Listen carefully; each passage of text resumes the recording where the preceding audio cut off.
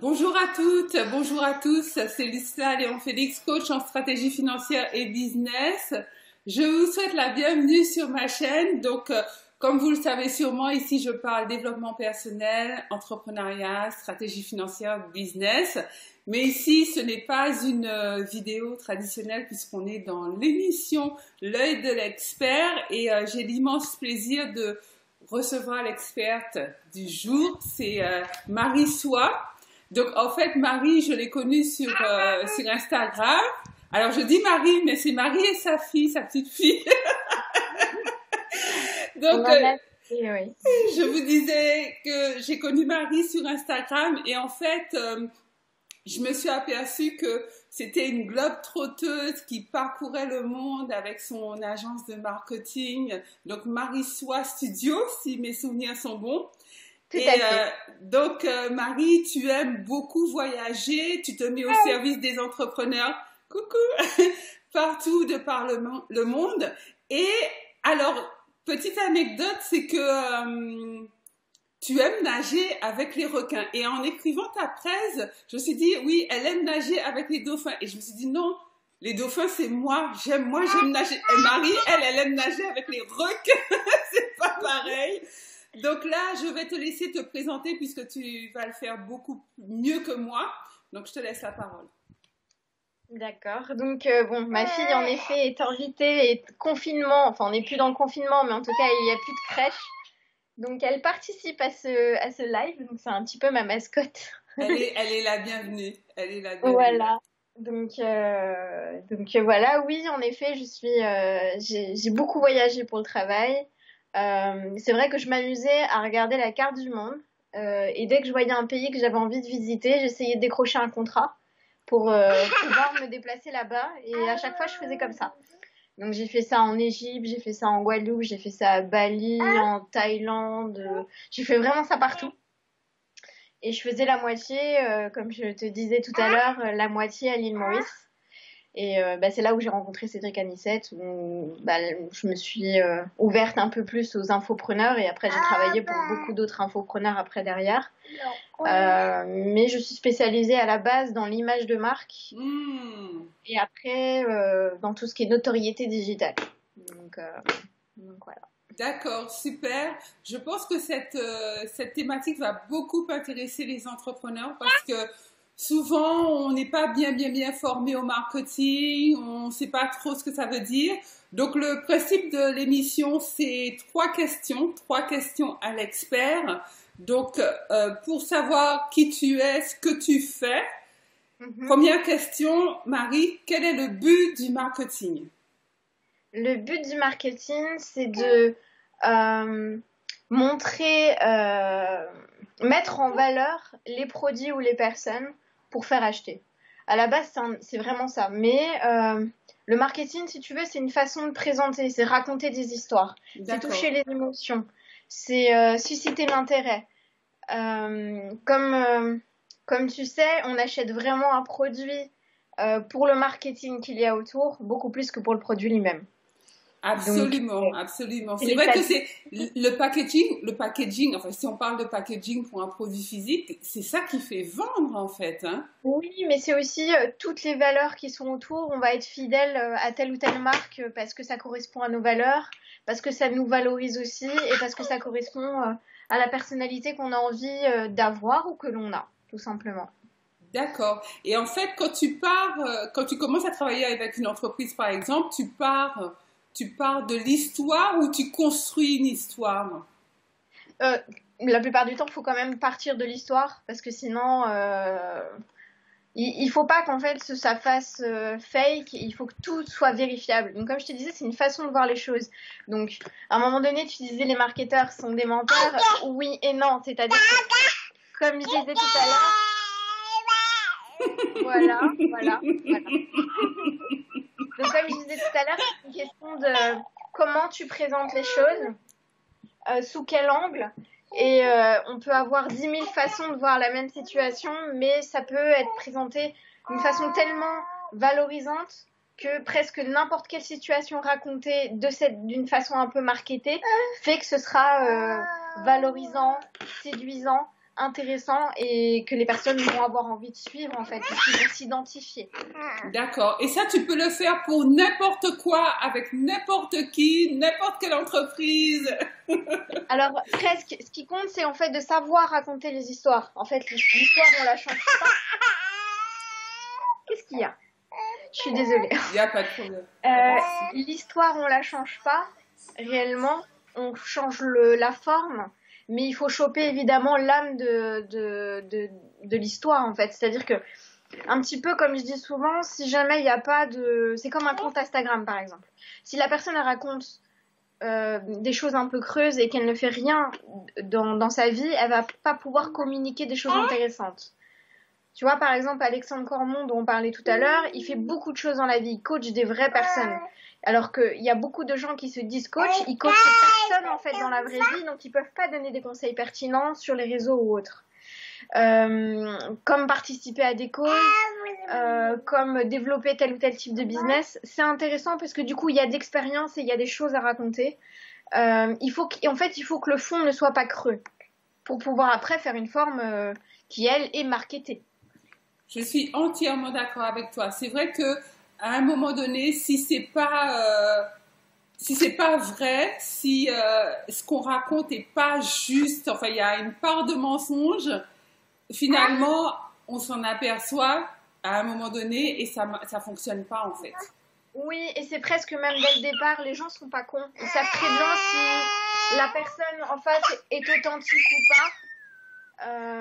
Donc c'est important vraiment de raconter la vérité. En tout cas, bon, moi ça fait partie de mes valeurs, je suis très transparente. Donc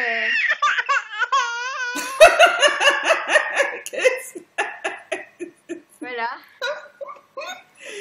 Une future marketeuse. Oh là mon Dieu.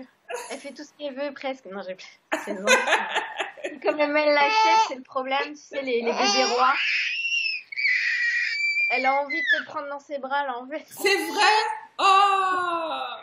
Mais il faudrait que tu l'amènes en Guadeloupe. Tu m'as dit que tu viens bientôt en Guadeloupe. Je l'ai déjà amené. Ouais. Ouais. Je l'ai déjà amené pendant un mois. Je vais faire une pause de 2 secondes. Vas-y. Oh. Je vais ici.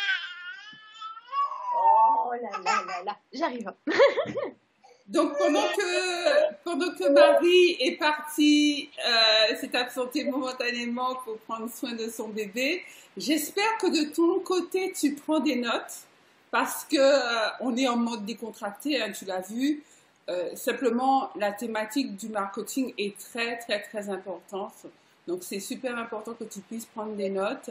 Et si toutefois tu as des questions à l'issue de l'interview, n'hésite pas à les laisser en commentaire. J'y répondrai si ça me concerne et sinon Marie viendra et répondra à tes questions.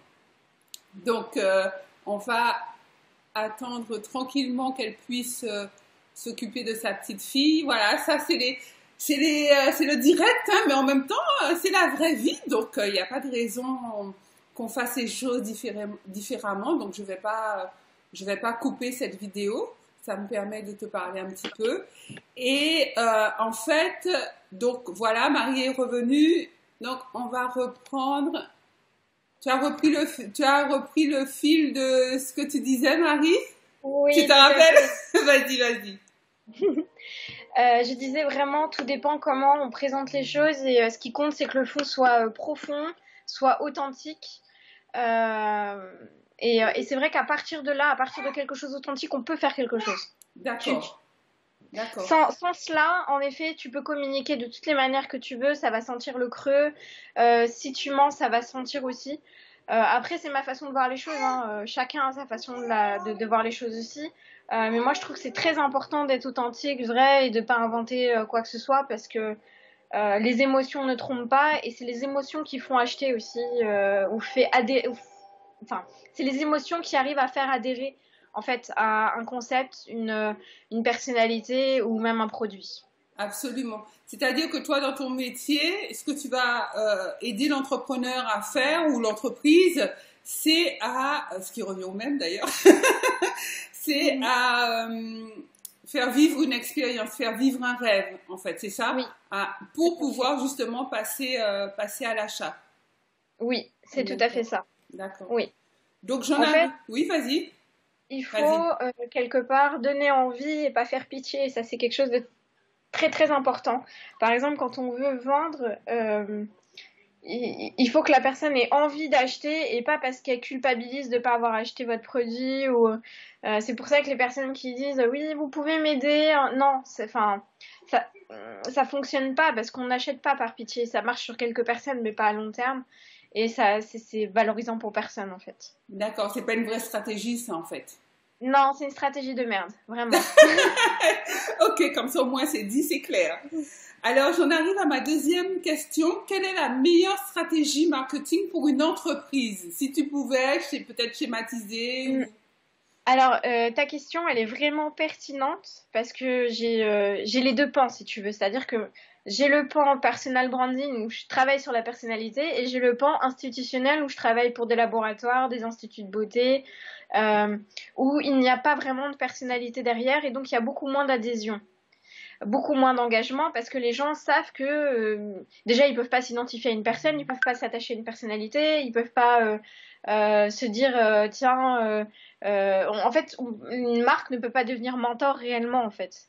Donc les gens s'attachent aux émotions comme je te disais tout à l'heure, donc il y a une grosse différence de communication entre les deux. Ce qui va faire que une entreprise euh, se positionne bien au niveau marketing, ça va être justement de faire intervenir des personnalités pour eux. Donc le côté influenceur, mais il faut bien choisir. Donc c'est là où ils sont un peu perdus, où on les aide. Choisir la bonne personnalité qui va communiquer au mieux et de façon authentique. Donc par exemple, si tu as un centre de beauté, bah, tu vas faire venir une personne pour lui faire vivre quelque chose de magique et tu vas penser au résultat, tu vas leur donner le résultat en fait. D'accord. Tu vas leur dire d'avance une promesse et la promesse il faut la tenir évidemment et la personne comme elle va être authentique et vraie puisque c'est son rôle en tant qu'influenceur, elle va dire réellement ce qu'elle pense du produit et les gens qui ont envie de ressembler à cette personne-là vont eux-mêmes aller dans ce centre de beauté pour suivre en fait puisqu'on est des êtres sociaux et c'est ça qui fait que plus il y a du monde aussi quelque part, plus on a envie d'y aller. Regarde quand tu passes devant un restaurant où il y a personne qui a l'air pourtant super, avec toute une bonne vitrine et tout, bah tu vas te méfier parce qu'il y a 3 Pékins d'un côté et il y en a 100 000 de l'autre. C'est Et bah clair, tu vas c'est de clair. côté, tu vas te serrer sur la terrasse là où il y en a 100 000, alors que si ça se trouve c'est beaucoup moins bon que de l'autre côté. C'est clair, c'est clair. Et bah c'est exactement pareil pour les business. C'est exactement la même chose. Donc au niveau des marques, c'est pareil. D'accord. Et en fait, lorsque tu es amené à accompagner pas des entreprises physiques, mais des entrepreneurs ou des coachs, des formateurs, par exemple, peut-être, je sais pas, des conférenciers, si tu les as Oui. déjà aidés. En fait, Mhm. comment tu arrives à monter la stratégie pour ce qui n'est pas palpable, en fait, qu'on peut pas. Pour les personnalités, c'est passionnant parce que quand ils sont avec moi dès le début, comme je suis assez naturelle, la preuve en est, regarde, Oui, ma j'adore. vie, c'est plutôt naturel, tu vois. Je me prends pas la tête sur ce qui est vrai en fait. Si c'est plus quand il y a quelque chose de pas vrai que moi je vais me prendre la tête et que finalement les autres vont se prendre la tête aussi sur quelque chose.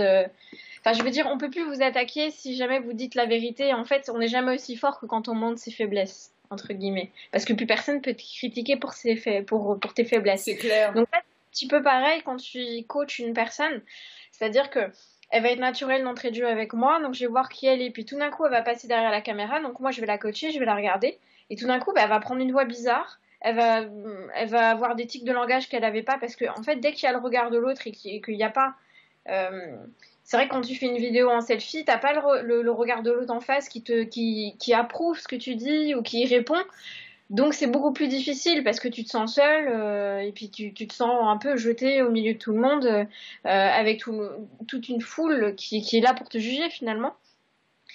Et donc je travaille tout ça pour qu'ils deviennent finalement eux-mêmes. Donc ce qu'ils sont réellement dans la vie, je le transpose après pour qu'ils aient une vraie personnalité et pour que les gens les détestent ou les aiment. Donc soit l'un, soit l'autre. D'accord. Ah ouais, quand même, hein? Oui, quand même, ouais. Puis, toi, C'est le risque, le risque. aller jusqu'au bout du... Bah, disons que, en fait, au fur et à mesure, au début, avant, je pensais qu'il fallait être vindicatif, si tu veux, pour pouvoir provoquer, pour pouvoir avoir des haters ou des gens qui t'aiment. Franchement, maintenant, avec le recul, c'est pas vrai. Il suffit simplement de donner son avis, même si t'as l'impression que ton avis va être l'avis de tout le monde, tellement il te paraît logique. Et bah finalement, non, ce sera jamais l'avis de tout le monde. C'est-à-dire que ton voisin va pas penser du tout comme toi parce qu'il n'a pas la même expérience, il n'a pas le même vécu. Et il peut très bien t'attaquer alors que tu pensais même pas qu'on allait t'attaquer pour ça, parce que pour toi, t'avais agressé personne ni quoi. Et c'est beaucoup plus facile d'assumer quelque chose que tu penses, quelque chose que tu incarnes, que d'avoir fait une provocation pour pouvoir faire une provocation. Donc, ah oui, c'est d'accord. pour ça que, D'accord. voilà. Ça se défend mieux. Oui. Et donc, du coup, quand t'accompagnes la personne et que petit à petit, elle est elle-même, après, elle a plus besoin de toi. Entre guillemets, elle aura besoin de toi après pour d'autres choses au niveau marketing, page de vente, tout ce que tu veux, en termes de technicité, mais elle aura compris le système de créer une communauté qui leur ressemble. Tu vois, parce que sinon aussi, en n'étant pas toi-même, c'est un peu comme dans la vie, quand t'es pas toi-même, bah t'as des amis qui te correspondent pas, en fait, au final. C'est clair. Alors que si t'es toi-même, on t'aime pour ce que t'es, ou on déteste pour ce que t'es, puis c'est très bien comme ça, quoi. Et donc ouais, quand je travaille avec des personnalités, c'est comme ça que je travaille avec elles. Je les coach pour retirer tout ce qu'elles se rajoutent quand elles sont en public. Et petit à petit, en fait, elles vont se loger dans leur expertise. Ils vont beaucoup plus penser à ce qu'ils vont dire plutôt qu'à savoir si leur mèche est de travers, s'ils sont bien maquillés, bien habillés, etc. Parce que en plus, sur les vidéos, à part des haters qui ont que ça à foutre de leur journée et qui sont là pour ça, tout le monde s'en fout de ta mèche, en fait. Sauf toi. Si tu demandes de la merde, tu vas te faire lyncher, mais comme une merde, mais même par des gens qui pourraient avoir le même avec toi, si jamais tu dis de la merde. Alors que si tu dis vraiment des choses défendables, avec des arguments, que t'es dans ton truc et que t'es vraiment dans ton expertise, tu vas apporter de la valeur aux gens. Et donc, tu vas un peu comme quand tu donnes un cours sans effort. Tu le sens en fait, tu le ressens quand tu arrives dans ta zone d'expertise, tu te poses même plus la question si tu as dit le bon mot, si tu as eu des tics de langage, si tu étais sous ton bon profil ou pas, parce que tu es dans ton truc, quoi, c'est ton expertise. Donc toutes les questions que tu pouvais te poser avant, elles sont plus là. D'accord. Et tu penses que tout le monde a des faux trucs qu'on se met inconsciemment Qu'est-ce que tu appelles des faux trucs? Parce que tu disais, en fait, toi, tu vas chercher à démasquer les tics que les gens se rajoutent, les trucs qui ne font pas partie d'eux, en fait, mais qu'ils ont tendance à se donner, peut-être pensant que c'est mieux comme ça. Donc, ma question, c'était, est-ce que, selon toi, tout le monde a tendance un peu à faire ça? Un peu à surjouer, un peu à peut-être chercher un peu à... C'est vrai qu'on veut plaire, hein, de toute façon... oui, forcément. Évidemment. En fait, on est des êtres sociaux, donc en fait, on est là pour se lier les uns aux autres. Donc en fait, il y a carrément tout un truc de je suis en danger si on m'aime pas. Donc c'est directement lié à l'instinct et au fait de si t'es tout seul, tu peux pas te débrouiller dans la nature, tu peux pas trouver à manger. Donc en fait, si tu veux, c'est complètement inscrit en nous. Après, tout ce qui est tic de langage ou autre qui arrive en plus quand tu commences à faire une vidéo, c'est des ou l'attitude que tu vas changer pour être aimé, c'est des schémas inconscients. Donc si moi j'arrive et que j'arrive à cibler ce truc-là et que tout d'un coup ça rentre dans ton conscient, et bah tu vas plus le faire en fait, tu vas t'en débarrasser. D'accord. Moi j'ai plein d'exemples justement de personnes qui sont devenues super puissantes en se retirant tous les tics. Par exemple, j'avais une cliente qui, à chaque fois qu'elle se filmait, elle voulait tout contrôler. Donc, elle était très très sur son image, ce qui fait qu'elle n'était pas sur le contenu délivré en termes de valeur, donc pas dans son expertise, alors qu'elle est experte dans son domaine, mais c'est la folie. Donc, elle se filmait, et pour contrôler, elle coupait régulièrement ses vidéos, et ça faisait très cuté, donc ça faisait un style graphique, si tu veux, mais ça coupait dans son élan, et on sentait qu'elle n'était pas naturelle. La vidéo, du coup, tu la regardes pas de la même manière, et tu te concentres pas sur ses arguments, si tu veux, sur ce qu'elle peut dire, sur ce qu'elle peut défendre comme idée ou ses valeurs tout simplement. Donc c'était plus difficile du coup de la suivre. Là, elle a refait toutes ses vidéos de formation et je peux te dire que c'est totalement autre chose quoi. Elle est puissante. Ça change tout. Elle est puissante puisqu'en fait là c'est Quand tu arrives au stade de l'acceptation de toi, Hmm. il n'y a plus rien qui peut t'atteindre en fait au final. Parce que tu vas avoir soit des gens qui vont être contents de la valeur que tu donnes. Si jamais c'est un sujet qui les intéresse pas, ils vont même pas te voir. Ils vont même pas aller regarder puisqu'ils vont même pas être ciblés par la pub ou autre. Hmm. Et tu vas avoir les petits haters qui vont critiquer ta mèche, mais au bout d'un moment, ta propre communauté va les lyncher en disant mais merci pour ce commentaire très constructif. Tu vois, enfin, au bout d'un moment, je pense que ça, tu t'arrives à prendre du recul et tout et à t'en foutre. En fait, plus ça va, plus tu t'élèves et plus c'est intéressant de bosser le personal branding. Et ça, c'est une de mes passions de bosser parce que j'ai toujours eu cette partie psychologique. Euh, j'ai toujours été fascinée en fait de la peur du regard de l'autre, ce que ça engendre, d'où ça vient et comment c'est géré après derrière. D'accord. Donc, tu les aides avec ton background psy, tu les aides à dépasser Oui, cette peur de l'autre. D'accord, c'est oui, quand même c'est un gros boulot, ça, quand même. Hein. bah, c'est un gros boulot parce que par exemple, tu vois, quand on travaille, en général, ce programme-là, sur lequel je bosse régulièrement, c'est 3 mois consécutifs. Ah ouais, quand Donc même. autant dire que c'est intense. La personne aussi bien, elle bosse de son côté, tout comme, tu vois, elle peut être dans un restaurant. Je lui dis maintenant, tu m'envoies une story en me parlant de ton sujet, et je sors un sujet de niche et la personne dans le restaurant même, alors qu'elle est avec des gens, va falloir qu'elle fasse sa story, qu'elle soit naturelle, qu'elle défende son truc, même si les gens parlent plus fort qu'elle, etc., et qu'elle se demande pas. Donc en fait, moi, je fais sauter plein de barrières comme ça. C'est presque un jeu et en fait la personne l'associe du coup à un jeu et dédramatise en fait l'image. Au départ, je dépouille la personne petit à petit, comme je te disais, des tics. Du coup, elle dédramatise les choses et après, je l'aide à jouer avec l'image, mais tout en restant authentique, mais en se revalorisant une fois qu'elle a retiré tous ces trucs-là, en fait, tous les trucs qui font que elle faisait ça pour être aimée.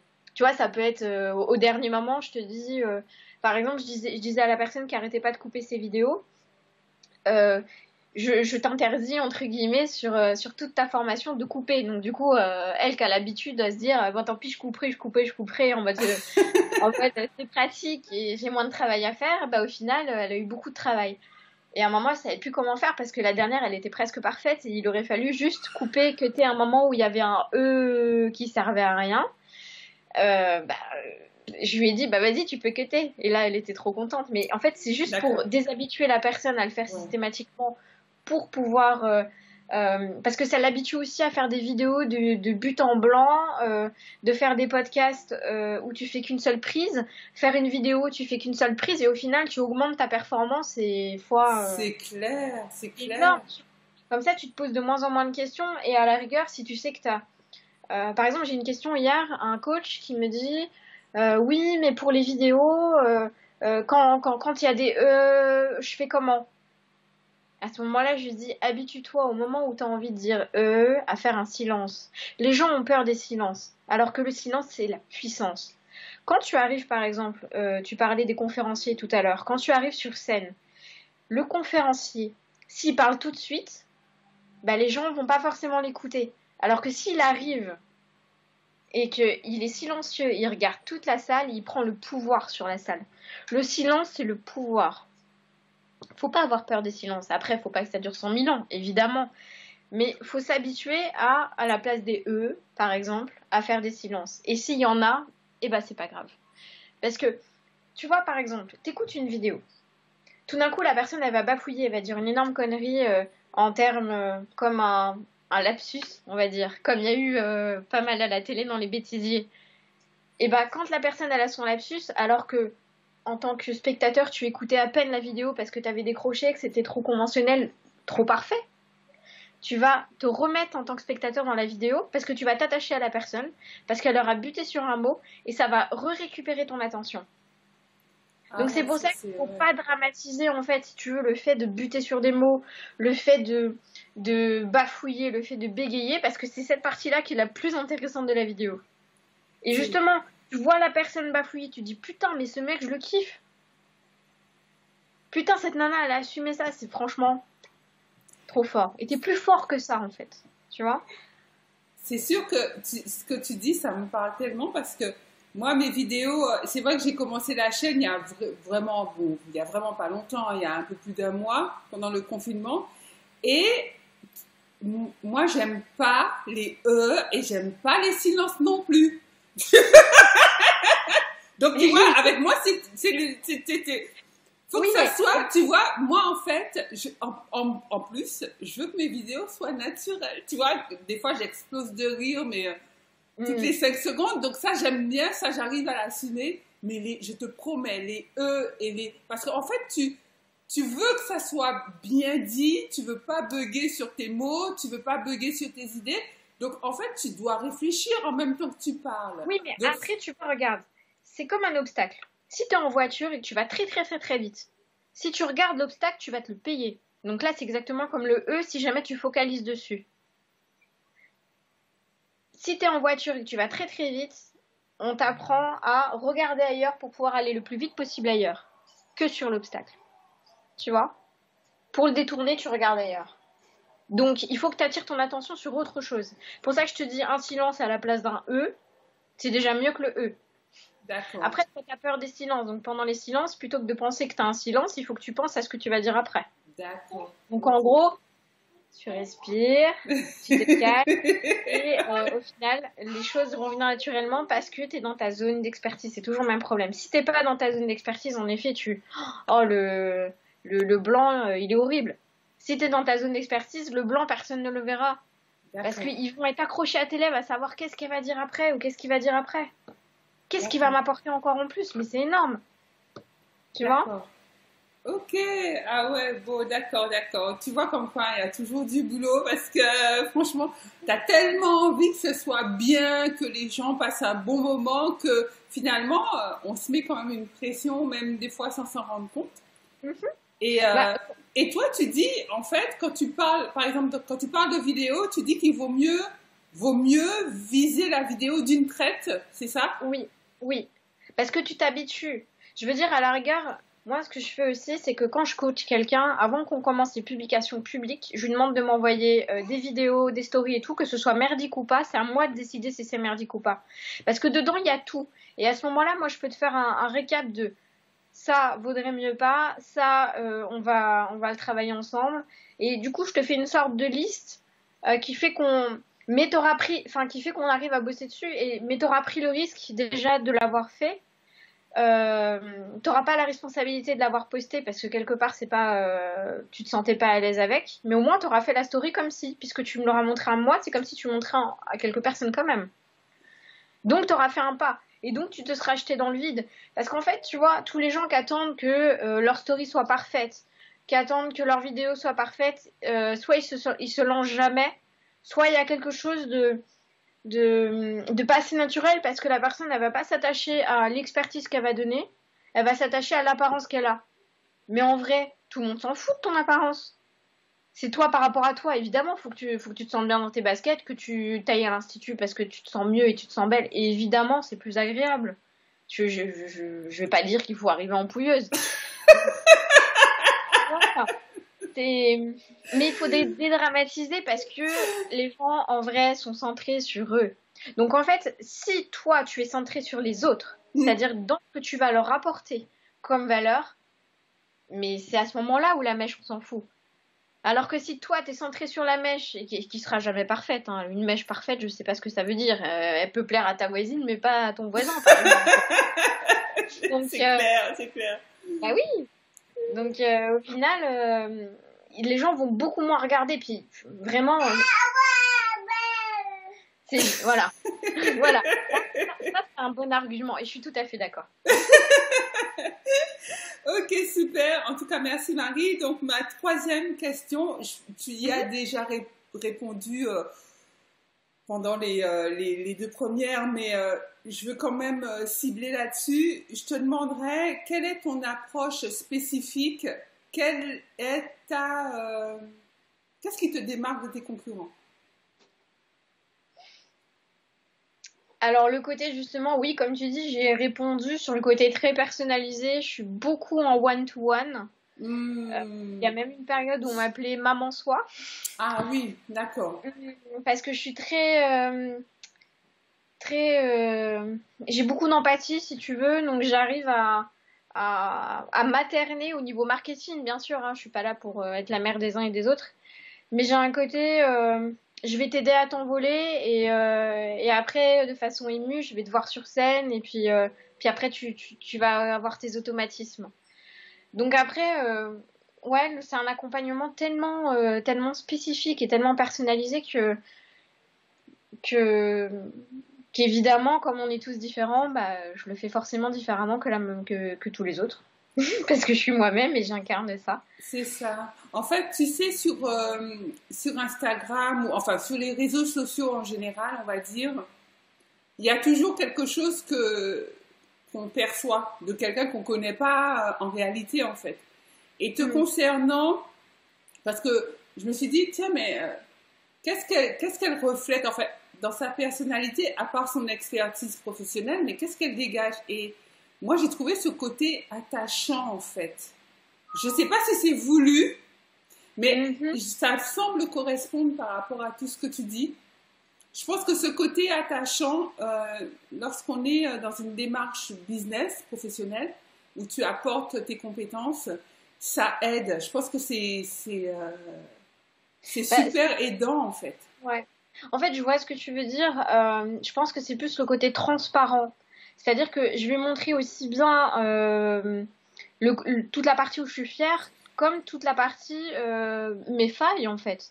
Donc, je sais que, par exemple, autour de moi, il y a des personnes qui veulent me protéger et qui me disent mais tu devrais pas forcément et tout, parce qu'ils n'ont pas forcément cette approche-là et ils ont envie de me protéger. Mais au contraire, moi, je suis persuadée que en fait, si tu assumes toutes tes failles, plus personne ne va venir appuyer dessus. Et t'es beaucoup plus fort que ça parce que tu les as montrées. Alors que si tu cherches à masquer qui tu es tout le temps, bah les personnes elles vont quand même essayer d'appuyer parce qu'en fait, en vrai, on cache rien réellement de qui on est. Et là, ça va faire mal parce que tu essaies de le cacher, toi-même, tu l'assumes pas. Après, comme tu dis, je suis très très dans la psychologie, donc j'estime que si j'exige des gens que je coach d'être honnêtes, et c'est ce qui se passe, et je suis en gros kiff quand les personnes elles me disent voilà, au quotidien, je m'aperçois que je suis jaloux d'une personne de mon entourage. C'est super fort de le dire, parce que justement, cette personne-là, elle va passer à autre chose. Moi, j'ai d'autres choses, c'est le fait d'être transparente, peut-être qu'il faut que je le fasse un peu moins. On a tous nos failles. Mais en tout cas, je peux pas, moi, demander aux gens que je coach d'être transparents et moi ne pas l'être. D'accord. Donc en gros, c'est pour ça aussi que je me montre, entre guillemets, transparent sur toutes ces parties-là, quoi. D'accord. Voilà. Donc en fait, cette fragilité qu'on perçoit, en fait, c'est une vérité qui finalement, en fait, traduit une force. Parce que on voit une fragilité, mais en réalité, c'est parce que tu es une femme forte. Tu vois, ça paraît un peu schizophrénique de dire. Alors, je vois ce que tu veux dire. En fait, tu vois, par exemple, je pense être sensible, mais je ne pense pas être faible. Tu vois, c'est ça la différence. Ma sensibilité, je l'ai mis au service de mes clients. Ma sensibilité, je l'ai mis au service de ma famille. Je l'ai mis au service des gens que j'aime. Et je l'ai mis dans tous les domaines que j'aime, tout simplement. Après, je suis particulièrement dure quand c'est pas un domaine ou une personne que j'apprécie particulièrement. Moi, il n'y a pas de... Je suis entière, ça c'est une évidence. Quand j'ai pas d'affinité avec quelqu'un, c'est comme s'il n'y avait pas de lien, en fait. C'est-à-dire que je peux dire bonjour, il n'y a pas de problème, je suis très polie, mais je vais pas créer un lien avec une personne qui me correspond pas. Et c'est pas une question de valeur, hein, je vais pas la juger sur ses valeurs, juste je vais sentir qu'il n'y a pas de lien qui se fait, quoi. D'accord. Pendant que tu parlais, j'ai eu une question qui m'est venue, donc on m'a dit que c'est une question subsidiaire, parce que j'ai déjà passé mes 3 questions à l'expert. C'est quel budget minimum ou quel budget moyen tu dois avoir pour faire pour mettre en place une bonne stratégie marketing? Alors, Alors c'est très très vaste parce que si tu prends prestataire après prestataire et que tu additionnes tous les prestataires, si jamais tu en prends plein d'indépendants, c'est différent de si tu prends une agence. Par exemple, dans mon équipe, on est 20. Donc, D'accord. on a beaucoup. Et chaque personne est spécialisée, mais c'est moi qui donne le côté chef d'orchestre, en fait, du tout. C'est-à-dire que je suis le lien avec le client. Donc, c'est pas tout à fait la même chose. Donc, après, tout dépend où tu vas, comment tu le fais.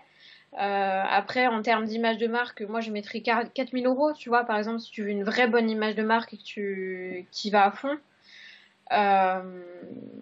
Après, un coaching vraiment personnalisé sur 3 mois, faut que tu comptes 2500 par mois à peu près, ce qui est pas énorme si tu veux par rapport au fait que c'est du... Oui, c'est du boulot. C'est du boulot et Et tu ben, construis, en fait, tu bâtis dessus. c'est ça. Et donc, du coup, mais c'est vrai qu'après, au final, il faut compter une enveloppe de 10 000 euros, par exemple, si tu veux te faire accompagner en luxe, on va dire ça comme ça, D'accord. sur toutes les parties blocage et tout. Je rajoute souvent même de l'hypnose avec une personne avec qui je me suis associée. Euh, donc, c'est vraiment du high level. Tu montes vraiment au high level grâce à ça, quoi. D'accord. Parce qu'en fait, moi, je coach essentiellement des entrepreneurs ou alors des personnes qui sont en profession libérale. Et il y a un peu tous les niveaux. Donc, Mhm.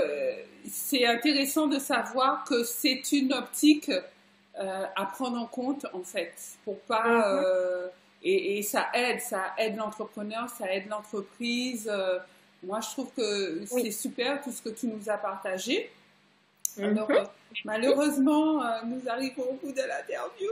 Nous arrivons au bout. Alors, en fait, j'ai une question bonus.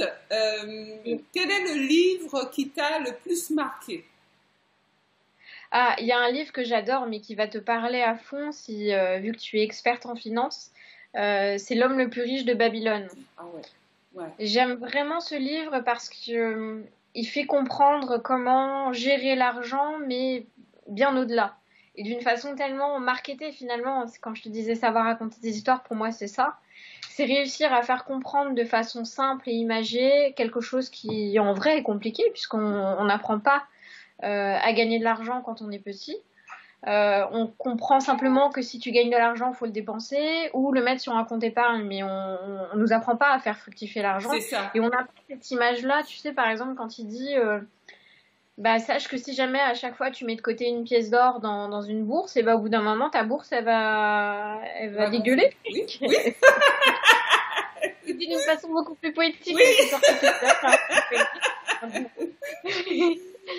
Mais tu vois, j'ai cette image-là, même quand je suis dans cette démarche de faire fructifier de l'argent, et quand je vois, par exemple, des personnes autour de moi qui, quand ils gagnent 400 euros, ils dépensent 800, ça, moi, ça me Mmh. dépasse, par exemple. Mmh. Euh, enfin, mais en tout cas, voilà, le livre, celui qui m'a le plus plu, bizarrement, c'est pas un livre de marketing, c'est L'homme le plus riche de Babylone, et parce que l'entrepreneuriat me fascine tout autant que, et puis, fait partie, c'est un pan de, euh, c'est le domaine général, en fait, finalement, dans lequel j'interviens, quoi. Donc, C'est un super bouquin. En tout cas, je le recommande également. Marie, ça m'a fait vraiment, vraiment plaisir parce que tu démarres, en fait, c'est toi la première invitée de l'émission yes. L'œil de l'expert. Et il est bien ton titre, j'aime bien. J'aime bien, j'aime bien. Merci. Et moi, franchement, j'ai passé un super moment, super moment. Alors, ça laisse augurer de belles choses pour les autres émissions L'œil de l'expert parce que la première a été, moi, j'ai adoré. Alors, dis-moi, quelle est ton actu? Comment te retrouver pour les gens qui ont envie, justement, du coup, de saisir la balle au bon et de faire Mhm. appel à tes services? Comment on peut te joindre? Qu'est-ce que tu fais en ce moment? Oula, alors en ce moment, je vais te raconter un petit peu, parce il y a un petit historique sur ce que je fais en ce moment, puisque le confinement, comme beaucoup, m'a permis de me recentrer aussi. Très bien. Et voilà, et ça faisait 4 ans que j'organisais des conférences médicales sur une maladie qui s'appelle la sclérose en plaques. Et j'avais donc 3 années de vidéos consécutives et je les avais jamais utilisées ni quoi. Et ça faisait des années qu'on organisait ça avec des laboratoires et tout. Et puis, j'ai eu envie de monter pendant tout le confinement une plateforme qui permet d'avoir accès à ces 3 années de conférences, plus des webinaires réguliers avec des médecins spécialistes neurologues pour pouvoir répondre aux questions des patients, ainsi qu'un groupe hyper actif avec des médecins pour répondre aux questions. Et donc j'ai fait ça pendant tout le confinement et puis j'ai fait en sorte que l'accès soit à 9 euros. Donc, parce qu'on est dans l'association, donc c'est normal. C'est un univers associatif et on n'est pas là pour mettre cher, entre guillemets. C'est une forme d'adhésion pour faire évoluer les choses et pour que l'année d'après, on puisse organiser une conférence en direct pour que toutes les personnes atteintes de la sclérose en plaques dans le monde francophone puissent avoir accès en direct à ces conférences qui donnent beaucoup d'infos, beaucoup de soutien, beaucoup de... Voilà, donc en ce moment, je suis là-dessus. Donc, tu m'enverras le lien et je le mettrai sous la vidéo. Avec plaisir. Okay. Et puis, sinon, après, je suis beaucoup dans tout ce qui est coaching et la digitalisation d'entreprises qui n'étaient pas assez digitalisées puisque le confinement leur a donné un coup de fouet. Donc, j'ai pas arrêté en fait depuis le début du confinement. Ça a été vraiment une période richissime et éprouvante aussi à la fois.